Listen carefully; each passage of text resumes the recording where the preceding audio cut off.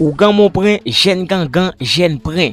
Quel que soit couturier ou même qui a un problème mystique ou même qui t'a remis mari femme, mari garçon, eh bien entrer en contact avec Ougan mon prin. Quel que soit couturier ou t'a remis un bon Jean boule bolette, eh bien pas négliger contacter Ougan mon prin.